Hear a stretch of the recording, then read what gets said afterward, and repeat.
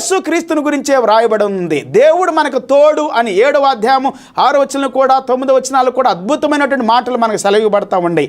So యేసు క్రీస్తు వారు మనకు తోడై ఉన్నటువంటి వాడు, తండ్రి, ఆయన దేవుడు అని ఆయన గురించి అద్భుతంగా స్పష్టంగా మాట్లాడుతూ ఉంది. బైబిల్ గ్రంథంలో నుండి ఇంకొక వాక్యాన్ని మనం చదువుకుందాం.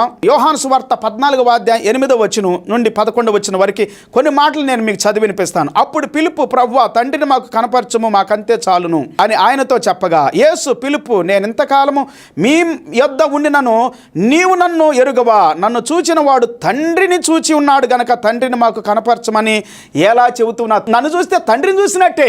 తండ్రిని కనపరచము, తండ్రిని చూపించమని ఎలా చెబుతున్నా పిలుపు అని పిలుపుతో మాట్లాడుతున్నాడు, శిష్యులతో అందరితో. ఆ దినాల్లో యూదులతోనూ, శాస్త్రులతోనూ, పరిసయ్యులతోనూ, ఇంకా అక్కడ ఉన్నటువంటి అనేక ప్రధాన యాజకులతోనూ, నానా రకాలైనటువంటి గొప్ప గొప్ప యూదులైనటువంటి వ్యక్తులతో మాట్లాడినటువంటి మాటల్ని ఇదేనో మనం వింటా ఉన్నాం పిల్లారా.